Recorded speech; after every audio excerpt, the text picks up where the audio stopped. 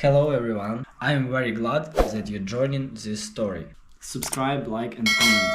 Enjoy the story, smile more often. The evening air smelled like barbecue smoke and fresh-cut grass, that old summer scent that always made me think of simpler times, before everything got complicated. Balloons bobbed on the sagging fence, somebody's little cousin chased a runaway paper plate across the yard, and somewhere near the fire pit, my mom was already half-drunk on her second glass of boxed wine, waving to distant neighbors she didn't even like. It was my graduation party, a day I had imagined 1,000 times in my head, picturing pride, family hugs, maybe even a few tears if we got sentimental enough. But none of those fantasies prepared me for the moment my dad raised his plastic cup, laughing so loud the whole backyard stopped to listen. "Let's hear it for Nick," he bellowed, face red with pride and alcohol. "First in the family to graduate college. And we couldn't be prouder, son. Especially after we used your congratulations money to help Jake start his business."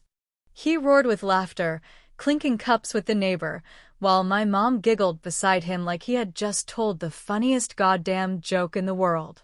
People around the yard laughed too, unsure whether they were supposed to or not. A few even clapped. I stood there frozen, my paper plate sagging in my hand, the grease from the half-eaten burger soaking through it, and for a second I couldn't even hear the chatter and laughter anymore, just a high ringing in my ears, like a bomb had gone off. I smiled, but it wasn't a real smile. It was the kind you put on when you walk into a funeral for someone you hated. Something inside me twisted, snapped maybe, and I realized I wasn't surprised. Not really. I had been preparing for this moment my whole life without even knowing it. The memories flooded in like someone kicked open a door in my head. Jake, 5 years older, always the favorite. The golden boy. The one who could wreck Dad's truck, sneak out of the house, flunk classes, and still get a pat on the back and a boys will be boys chuckle. I remembered sitting at the dinner table, showing my parents the A+ on my science project while Jake, half drunk at 16, stumbled in after wrecking his bike. Guess who got all the attention that night? It sure as hell wasn't me. There was the time Jake borrowed money from my college savings account to pay off a gambling debt. Dad laughed then too, said it was just a bump in the road and that family comes first. I guess what he meant was Jake comes first. I had swallowed all those slights, all those betrayals, telling myself it didn't matter, that working hard and staying the course would be enough. That eventually they'd see. They'd be proud. And here we were, the big day, and I was the punchline to a joke I never asked to be part of. I looked around the yard at the people I used to love, the people who were supposed to love me back, and for the first time, they didn't feel like my family. They felt like strangers wearing masks that almost fit. My mom, still laughing, wiping her eyes with the back of her hand. Jake, beer in one hand, giving me a sloppy thumbs up from across the fire pit. And my dad, the man who once told me to never let anyone walk all over me, now laughing at how easily he did just that. You ever have a moment when your whole life just tilts sideways? Like the world's been a little bit crooked all along, but you kept tilting your head trying to make it look straight? And then, one day, it just drops and you realize it was never right to begin with. That was me, standing there in the backyard, holding a soggy paper plate, realizing that maybe I was the only one who ever thought we were a real family. My heart was pounding, but my hands stayed steady. I set the plate down on the nearest table, careful, like it was made of glass. Then I reached into the inside pocket of my jacket, feeling the familiar edge of the envelope I had been carrying for months now. I hadn't known exactly when I would need it, just that someday I would. Someday, they would push too far. And as I stood there, grinning like an idiot while everyone laughed at me, I realized that someday was today.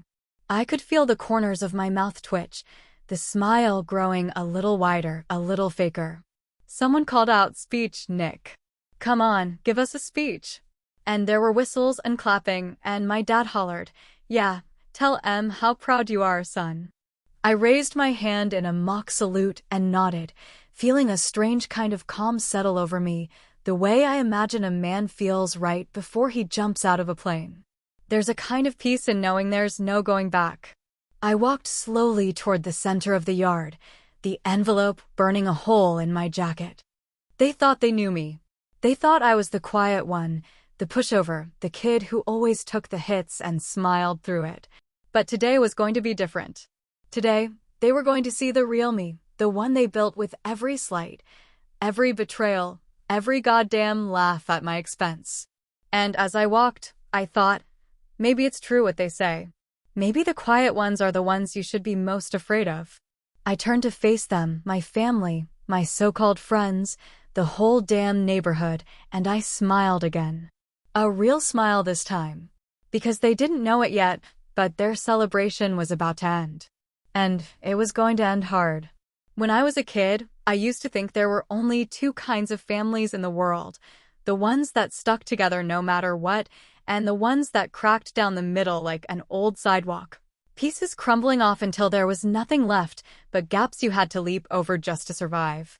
Growing up, I believed we were the first kind, the good kind, the stick-together kind, even when every damn thing pointed to the truth I didn't want to see.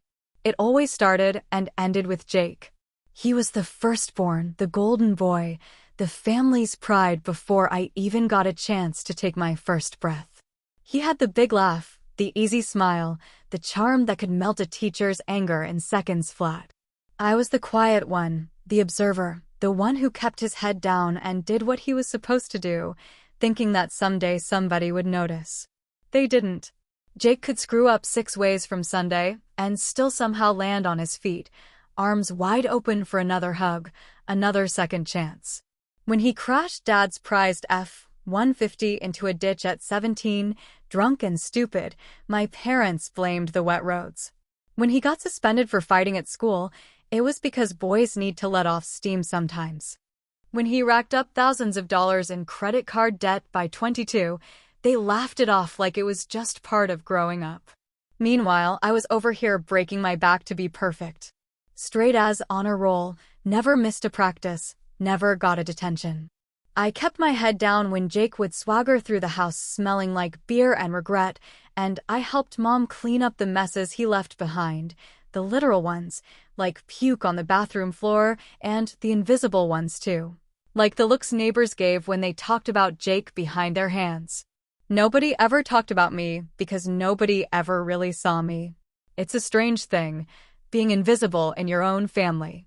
It wears you down little by little, like water carving a canyon into rock. You start to wonder if maybe you're the crazy one, if maybe you're just too sensitive, if maybe you're wrong for wanting someone to say, "Good job, Nick," without comparing it to whatever mess Jake made that week. Have you ever worked your ass off only to be kicked aside when it mattered most? If you have, drop a comment. I want to know I'm not alone in this twisted little club. There was one time, and I remember it so clearly it might as well have been yesterday, when I won first place in a regional science fair. I brought home a certificate, a medal, and an invitation to a national competition. I was buzzing with excitement, practically floating on air, thinking maybe, just maybe, this would be the moment they saw me. Jake didn't even come to the awards ceremony. He was too busy getting thrown out of some bar 2 towns over. And when I came home, clutching my little medal like it was made of real gold, my parents barely glanced at it before launching into a frantic discussion about how to bail Jake out of trouble again. I stood there for a full minute before setting the medal on the kitchen counter and walking upstairs without a word. They never asked me about it. They never even noticed when I stopped trying to show them anything at all. Somewhere along the way, I stopped hoping. I stopped believing that hard work would be enough. I stopped thinking that being good would earn me anything more than a polite nod before they rushed off to put out another fire Jake had set. I told myself it didn't matter. I told myself I didn't need their approval. But deep down, I did. And every time they brushed me aside, every time they laughed off Jake's latest disaster and told me to be patient or understand, another little piece of me chipped away. By the time I hit college, the pieces were pretty much all gone. I worked 3 jobs, took out loans in my own name, did everything I could to scrape by without asking them for a damn thing. And still, Jake managed to burn through whatever scraps of goodwill were left. And still, they found ways to excuse it, to coddle him, to act like he was some misunderstood genius instead of just a screw-up who never had to grow up because nobody ever made him. I guess somewhere deep down, I always knew this was how it would be. When Dad laughed about stealing my congratulations money to prop up Jake's latest doomed venture, it wasn't a betrayal out of nowhere. It was just the natural end of a long, slow bleeding I had been trying to ignore my whole life. That night at the party, standing there under the sagging balloons and half-dead fairy lights, something inside me clicked into place. It wasn't rage exactly, not the kind that burns hot and fast and leaves you shaking. It was colder than that. Cleaner. Like a knife sliding between ribs with no wasted motion. I decided, right then and there, no more being the good son. No more smiling and swallowing my pride. No more pretending that love was enough to make up for a lifetime of being invisible. If they wanted Jake to be the golden boy so badly, they could have him. They could have all of it. But me? I was done being part of a family that only remembered I existed when it was convenient. I slipped my hand into my jacket pocket, feeling the cool edge of the envelope again, and smiled to myself. A small, private smile they didn't see because they weren't looking. They never really looked. And soon enough, they were going to wish they had. There is a strange kind of wisdom that settles in your bones when you realize the people who are supposed to protect you are the ones you need protection from, a heavy kind of knowledge that makes you look at everything sideways, waiting for the next blow even when the room feels calm. I did not come to that realization all at once, the way a man wakes up from a nightmare. It was slower, like rust creeping across the frame of a car you still want to believe can be saved. By the time I turned 16, I knew better than to trust the smiling faces at the dinner table, knew better than to believe the promises made with one hand while the other picked your pocket clean. Trust became a luxury I could not afford, and like any survivor, I adapted. I started paying attention to the little things, the way my parents' eyes darted when Jake needed money again, the way my savings account would dip without explanation, the way my so-called achievements were barely footnotes in the family history while Jake's disasters got full chapters. At first, it was little things I recorded. A screenshot here, a bank statement there, casual mentions of loans I supposedly agreed to but never heard about until the money was long gone.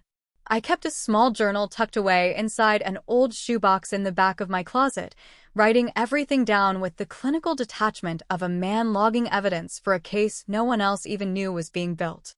It wasn't about revenge, not yet anyway.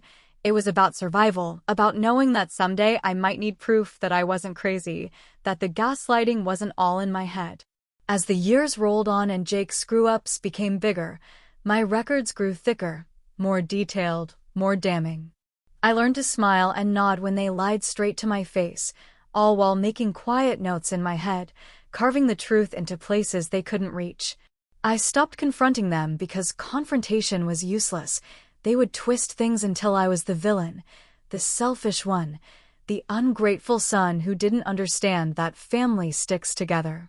What they meant, of course, was that family covered for Jake, paid for Jake, forgave Jake, and everyone else could go to hell if they didn't like it.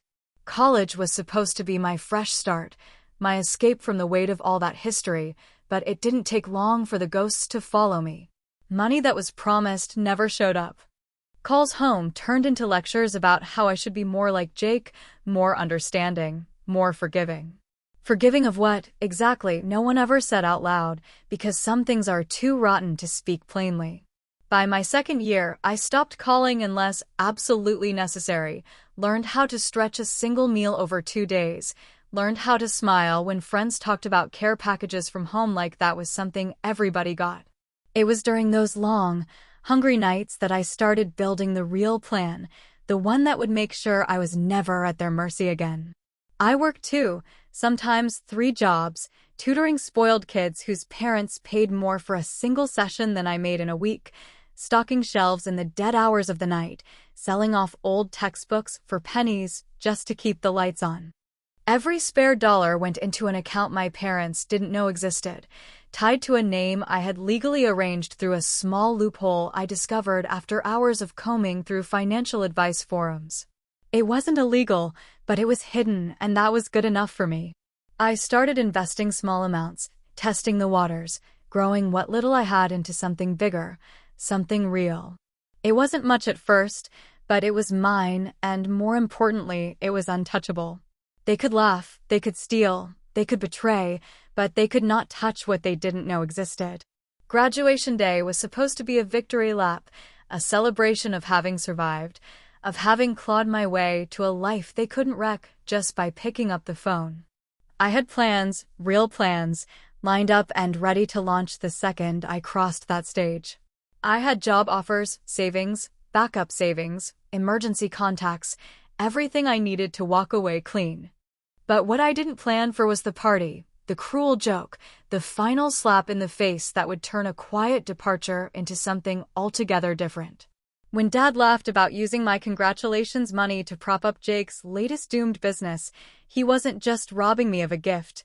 He was robbing me of the last shred of hope I had that maybe, just maybe, they would finally see me as more than a safety net for Jake's failures. And in that moment, standing there in the backyard with all their fake smiles and plastic cups and half-assed congratulations, I realized something important. I wasn't leaving quietly after all. The envelope in my jacket wasn't just a contingency plan anymore. It was a weapon, a shield, a final declaration that I would not be the invisible son 1 second longer. Inside that envelope was proof, cold, undeniable proof, that I was not theirs to ruin, not anymore.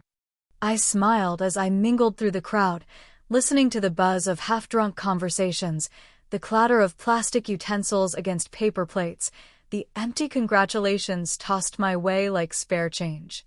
I smiled because they had no idea what was coming.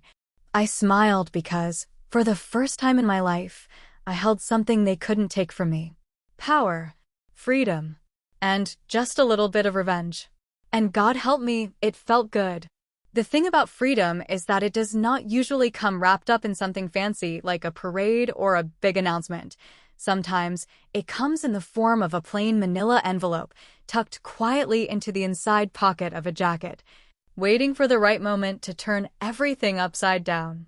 I could feel the edge of it brushing against my ribs with every breath I took at that damn party, and it was almost funny, really, how no one seemed to notice how tightly I was holding onto myself.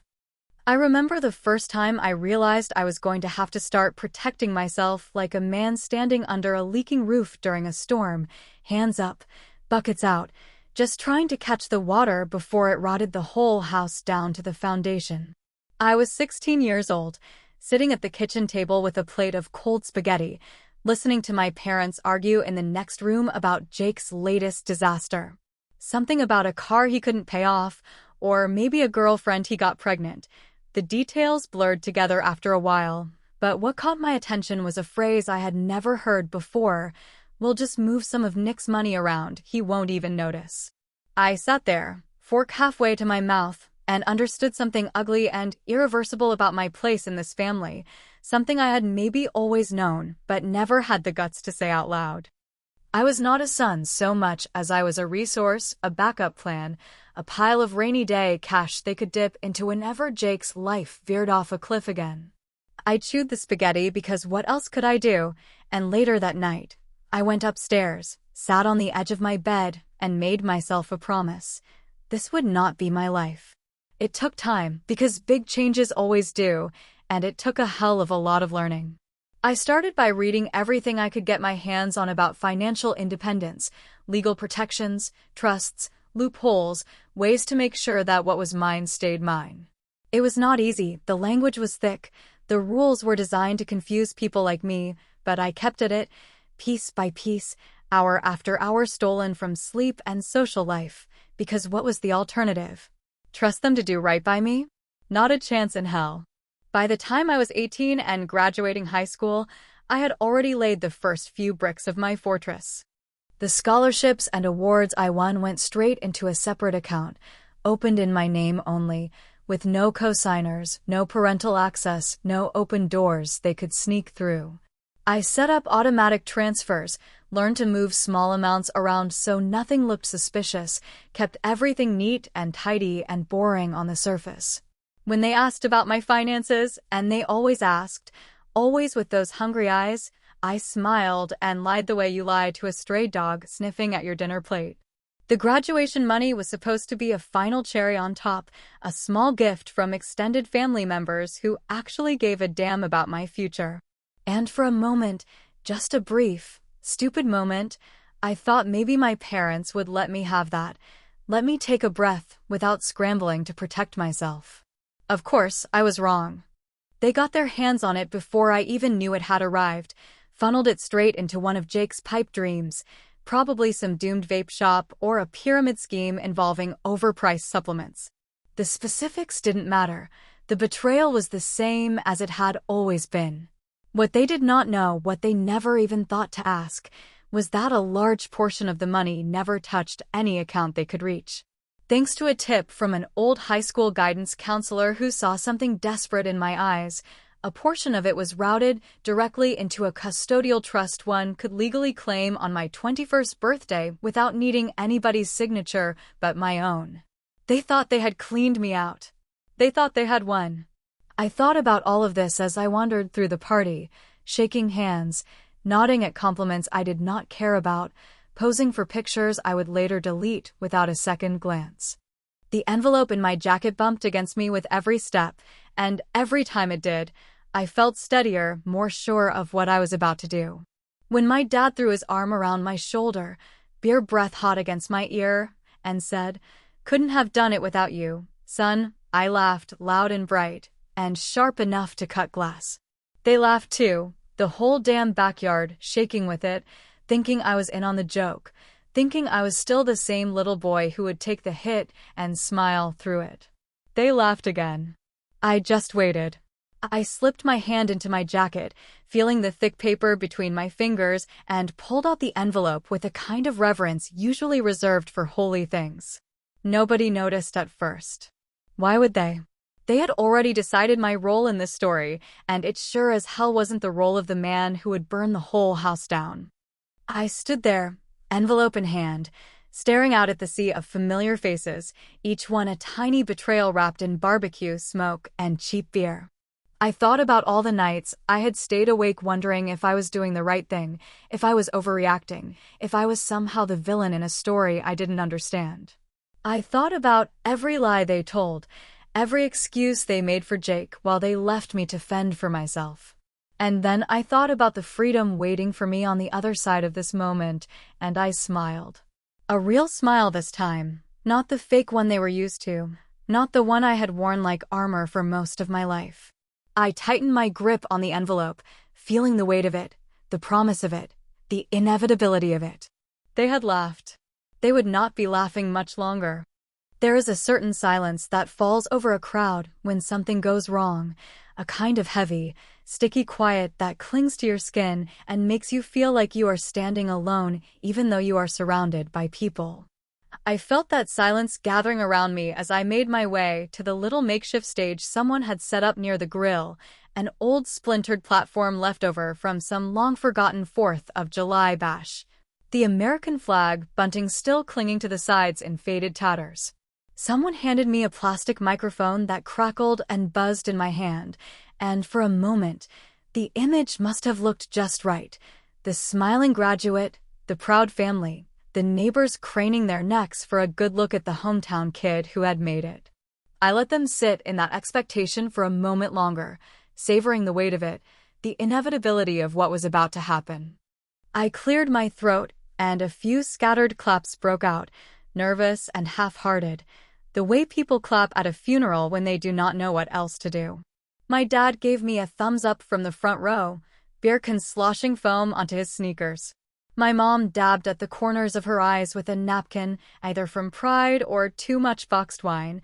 I could not tell and did not care anymore. Jake lounged nearby, arms folded across his chest, wearing that same smirk he always wore when he thought he had gotten away with something.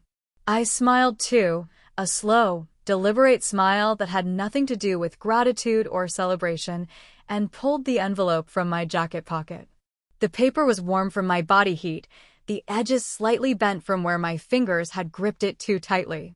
I unfolded it carefully, savoring the way the crowd leaned forward, expecting some heartfelt letter of thanks, maybe a sentimental story about overcoming odds and chasing dreams. First, I said into the microphone, my voice steady and clear, "I want to thank everyone for coming today, for being part of this special moment in my life." There were more claps, a few cheers even, and I let them wash over me without changing my expression. "I also want to take a moment," I continued, flipping to the second page of the document, "to thank my parents, Michael and Susan Bennett, for everything they have done for me, knowingly or otherwise." There was a ripple of laughter at that, the kind of easy, shallow laugh people give when they think a joke has been made at nobody's real expense. I let the sound die before I spoke again. "You see," I said, voice still even, "today is not just a graduation. Today is a new beginning." I held up the document then, high enough for the nearest few rows to see, and there was a shifting, a murmuring, as people squinted at the dense legal text, trying to make sense of it. "This," I said, tapping the paper with my index finger, "is the trust deed I signed 3 years ago. It establishes that all financial gifts, scholarships, awards, and earnings associated with my education were placed into an independent legal entity under my sole control, effective immediately upon my graduation." There was a beat of confusion, a half-second where nobody seemed to understand what I was saying, and then I watched it hit them, watched it ripple across the backyard like a slow-moving tidal wave. "In other words," I said, smiling wider now, "none of the money supposedly borrowed by my family in my name ever actually touched any account they could access." Dead silence. I could see my mother's face crumple, confusion warring with something uglier, something close to panic. My father's beer can slipped from his hand, thudding to the grass and spraying foam across his shoes. Jake straightened up, the smirk slipping away, replaced by a tight, mean scowl. "You can relax," I said, turning slightly to face them directly. "There's no money to get back because you never had it in the first place." Someone in the back actually laughed, a short, nervous bark of a sound, and that seemed to break the spell. Whispers rose up like smoke, people shifting, glancing at each other, at me, at my parents, trying to figure out if this was some elaborate joke or if the Bennett family drama was about to get served up hotter than the burgers still sputtering on the grill. My dad finally found his voice, a low growl that barely carried over the microphone's buzz. "What the hell is this, Nick?" "This," I said, stepping down from the stage, document still in hand, "is the part where you realize you raised a son smart enough to see it coming." I walked slowly toward them, savoring every step, letting the silence stretch, letting the weight of my words sink deep into the soil of that backyard. People parted for me like I was something dangerous, something contagious, and maybe I was. "Every time you laughed behind my back," I said, voice steady, "every time you took something that wasn't yours, every time you told me to be patient while you bailed Jake out of another disaster, I was paying attention." My mother's mouth opened and closed like a fish gasping for air, but no words came out. My father's hands curled into fists at his sides, but he did not step forward. Maybe he could feel it too, the finality of it, the realization that the quiet kid they had always counted on to roll over had finally stood up and drawn a line in the dirt. "You can't touch me anymore," I said, low and clear enough that even the kids tossing a frisbee by the fence went still to listen. "You can't take from me anymore. You can't use me to clean up Jake's messes anymore." Jake made a move then, some half-hearted lunge like he was going to grab the document from my hand, but I stepped back easily, shaking my head. "Don't," I said quietly, and for once, he listened. I turned away from them then, the envelope dangling loosely from my fingers, feeling the eyes of the entire neighborhood on my back, feeling the heavy, suffocating fog of confusion turning into something hotter, something angrier. They were not used to being powerless. They were not used to being told no. And they sure as hell were not ready for the reckoning I had just dropped in their laps. I tucked the envelope back into my jacket, took a deep breath of the smoky evening air, and smiled once more, calm, detached, certain. They thought they had seen the worst of it. They were just getting started. There is a strange kind of ache that sinks into your chest when you realize that the people you loved the most only ever loved the idea of you, not the real, breathing, bleeding version standing in front of them. As soon as I stepped down from the rickety stage with the trust document tucked safely back into my jacket, it was like a dam burst, and my parents surged toward me, dragging behind them years of anger, guilt, and 1,000 twisted memories they were ready to weaponize. My mother got there first, her eyes wet and wide, hands wringing the hem of her blouse in that nervous way she always had when she was about to lie to my face and call it love. "Nick," she said, voice trembling just enough to sound believable, "how could you do this to us? After everything we've done for you, after all the sacrifices we made." Behind her, my father's face was hard and gray, a storm brewing under skin that used to stretch into warm smiles when I was too young to understand what they really meant. "You're throwing away your family," he growled, voice low enough that only the nearest few could hear. "Over what? A little money? We raised you better than this, boy." There was a time when those words would have buckled my knees, would have cut me open from the inside out, but that time had passed somewhere between the third and fourth betrayal, somewhere between the night Jake stole my tuition check and the afternoon my parents called it a misunderstanding instead of a theft. Still, the old reflexes were hard to kill. I felt the sting, the pull, the desperate, stupid urge to explain myself, to make them understand that this wasn't about revenge, it was about survival. I opened my mouth to say something, anything, but then my father leaned closer, his breath sour with cheap beer and bitterness, and said words that froze the apology right in my throat.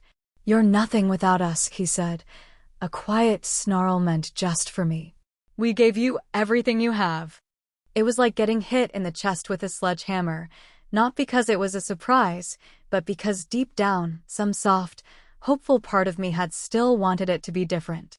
I had wanted to believe that underneath the favoritism, underneath the betrayals, there was a core of unconditional love, something that could not be shaken loose by money or disappointment. But standing there under the dying fairy lights, with neighbors pretending not to eavesdrop from behind their red Solo cups, I saw it clearly for the first time. Their love was a transaction. Always had been. I played the role they wanted, they gave me scraps of affection. I deviated, I demanded to be seen for who I was, and the deal was off. I swallowed hard, feeling the lump of years and years of swallowed pain rising in my throat, threatening to choke me. My mother's hands reached for mine, desperate and shaking, and for one brief, agonizing moment, I almost let her take them. I almost gave in. Almost apologized for the crime of standing up for myself. Then Jake opened his mouth. "Oh, come on, Nick," he slurred, swaggering up behind them, the ever-present beer sloshing over his knuckles. "Don't be such a goddamn drama queen. It's not like you were doing anything useful with the money anyway." There it was. The final nail. The last shove off the cliff I had been clinging to by my fingertips. I looked at Jake, his crooked grin, his bloodshot eyes, his complete and total lack of remorse, and I felt something inside me go still and cold. There was no saving this. There was no fixing this. There was no apology that would change the fact that the family I thought I had never really existed at all.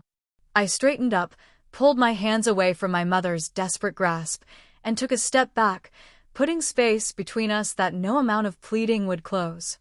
"I'm not your investment," I said, loud enough that the people closest to us stopped pretending to be absorbed in their conversations.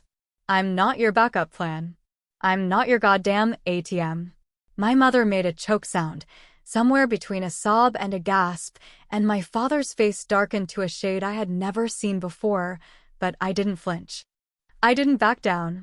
I let the silence stretch, let the ugly truth of it settle over everyone like a heavy, choking fog.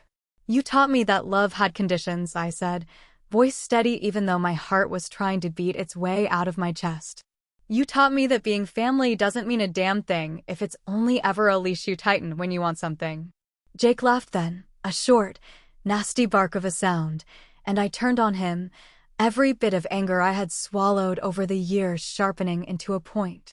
"You're not my problem anymore," I said, and the words felt like ripping off a weighted vest I hadn't realized I was still wearing. "None of you are." For a second, everything froze, the music, the laughter, the smell of charcoal and spilled beer, like the entire world had paused to watch this ugly little drama play itself out. And then, slowly, people began to turn away, murmuring to each other, avoiding our eyes, pretending not to have seen what they had all just witnessed. My parents stood there, lost and floundering, and Jake sneered, but I didn't stay to watch the fallout. I turned my back on them, on the guilt, on the shame, on the aching, empty hope that they might someday become the family I needed, and I walked away, out of the party, out of their reach, out of the broken promises and bleeding compromises that had shaped my life for far too long. Maybe there would be regret later.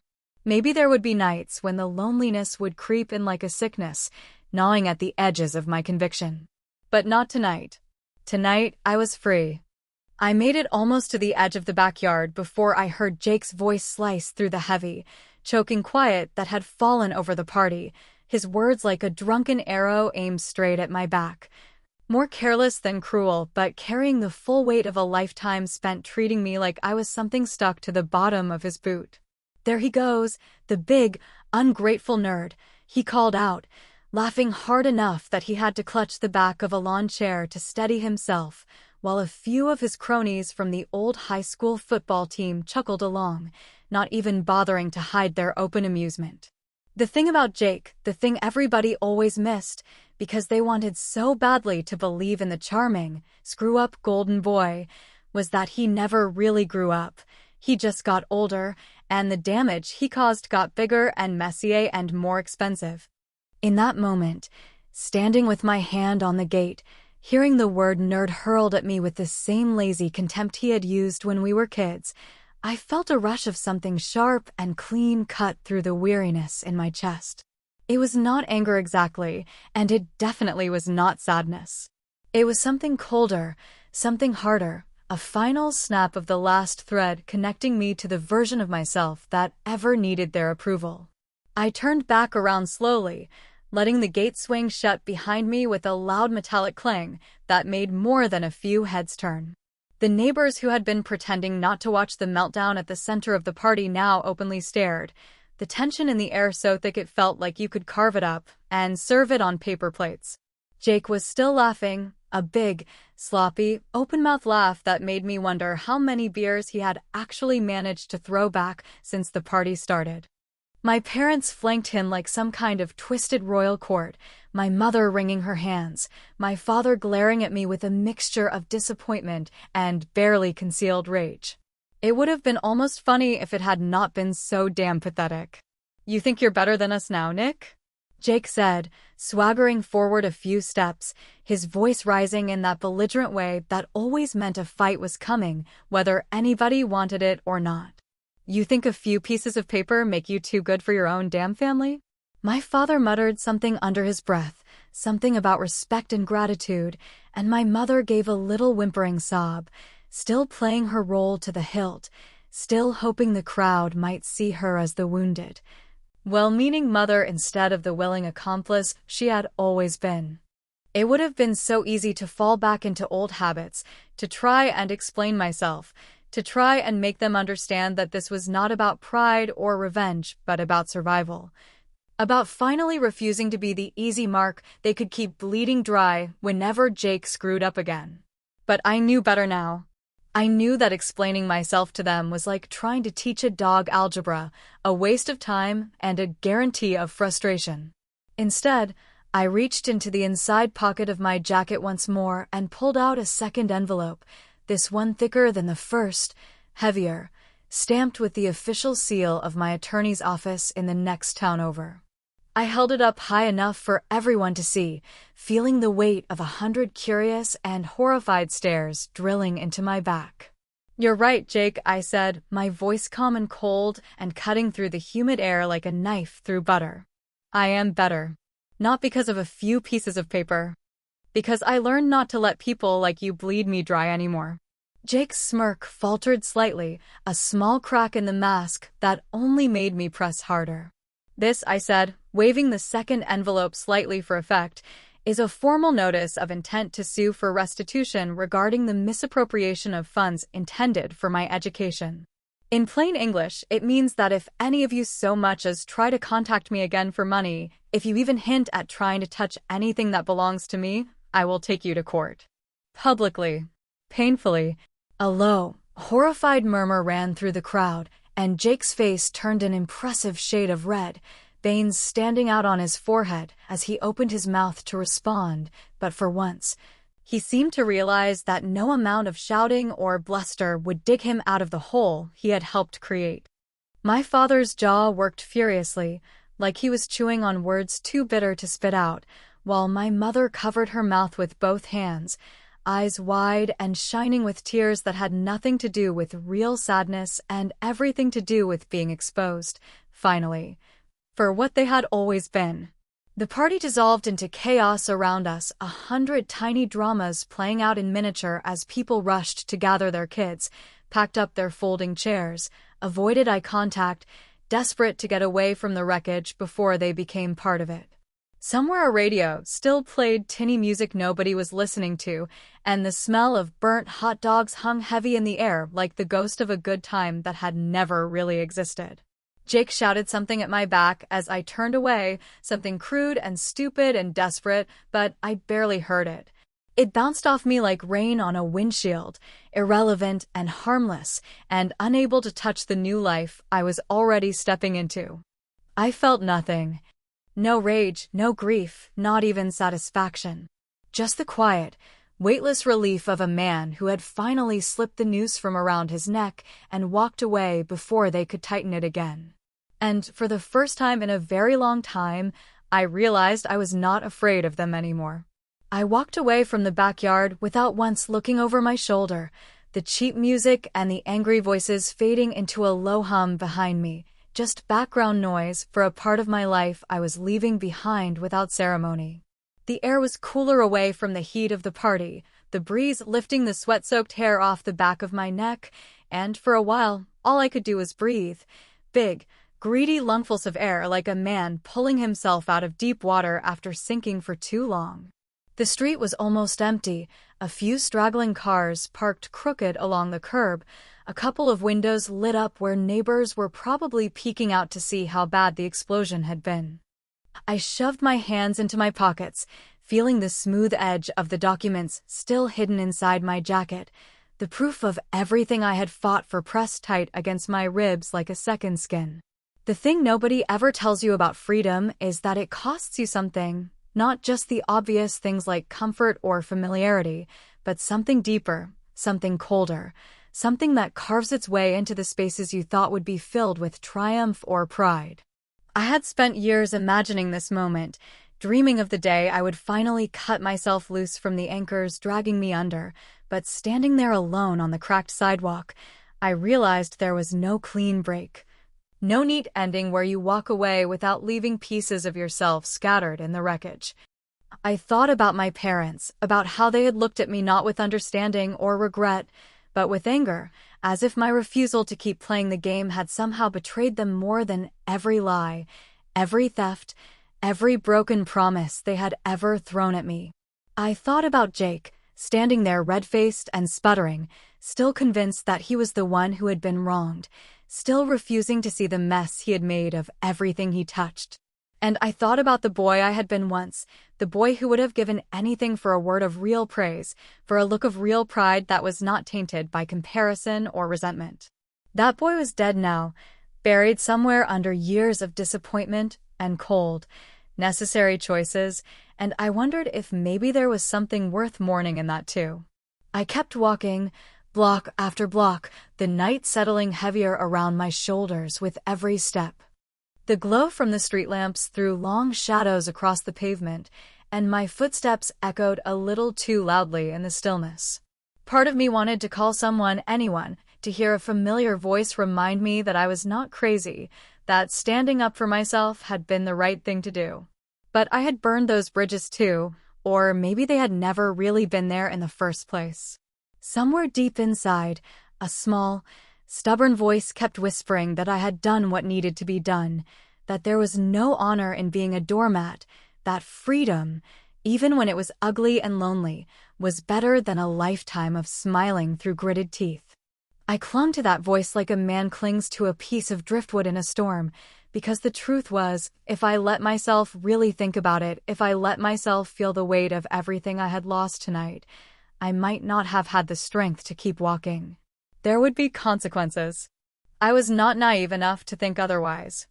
Word would spread through the family, twisted and poisoned until I was the villain in their sad little tragedy, the ungrateful son who had turned his back on the people who gave him everything. Holidays would be empty now, birthdays would be quiet, and every major milestone would come with a dull, aching silence where laughter and love were supposed to be. I had traded one kind of pain for another, and there would be days when I wondered if I had made the right choice, days when the loneliness would claw at my ribs until I could barely breathe. But even knowing all that, even carrying that heavy, complicated truth in my chest, I knew I could not have done anything differently. Because staying would have killed me slowly, one small betrayal at a time, until there was nothing left but a hollowed-out shell of the man I might have been. As I turned the corner onto my street, the familiar outline of my small apartment building rising up in the dark, I let myself imagine, just for a moment, what it would feel like to build a life that was mine alone. Messy and uncertain and maybe a little broken, but honest in a way that my childhood had never been. I pulled the keys from my pocket, the metal cool against my skin, and paused at the front steps, looking up at the single light burning in the hallway window. It was not much, but it was mine. No one had given it to me, no one could take it away. I was free now. But some nights, that freedom feels colder than a locked door.